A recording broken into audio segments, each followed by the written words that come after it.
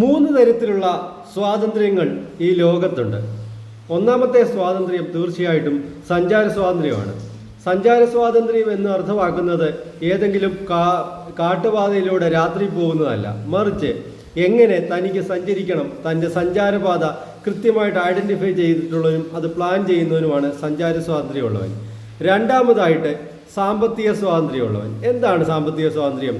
വീട്ടിലെ അലമാരയ്ക്കകത്ത് കെട്ടുകണക്കിന് നോട്ട് വെച്ചേക്കുന്നതോ വലിയ ബാങ്ക് ബാലൻസോ അല്ല, മറിച്ച് എങ്ങനെയാണ് തൻ്റെ സമ്പത്ത് മാനേജ് ചെയ്യേണ്ടതെന്ന് കൃത്യമായിട്ട് അറിയാവുന്നതാണ്. വരുന്ന വരവ് ചിലവ് മാറ്റിവെക്കുക, ഈ പ്രക്രിയ കൃത്യമായിട്ട് ചെയ്യുന്ന വ്യക്തിയാണ് സാമ്പത്തിക സ്വാതന്ത്ര്യമുള്ള. അടുത്ത മൂന്നാമത്തെ വ്യക്തിയാണ് നമ്മുടെ ഊർജ്ജ സ്വാതന്ത്ര്യമുള്ള വ്യക്തി. ഊർജ്ജ സ്വാതന്ത്ര്യം എന്ന് അർത്ഥമാക്കുന്നത് തൻ്റെ വീട്ടിലേക്ക് തൻ്റെ ആവശ്യത്തിനുള്ള ഊർജം എങ്ങനെ മാനേജ് ചെയ്യണമെന്നറിയാൻ അത് ചെയ്യുന്നതിൻ്റെ ഉത്തമ ഉദാഹരണമാണ് സോളാർ ചെയ്യുന്നവൻ. സോളാർ ചെയ്തില്ലെങ്കിൽ നിങ്ങൾക്ക് ഊർജ്ജ സ്വാതന്ത്ര്യം കിട്ടില്ല. നാളെ നിങ്ങൾക്ക് ഊർജ്ജ പ്രതിസന്ധി ഉണ്ടാകും. അതുകൊണ്ട് ഇന്ന് മറക്കാതെ ഊർജം കൈക്കലാക്കുക, സോളാർ വെക്കുക. Okay, thank you, all the best.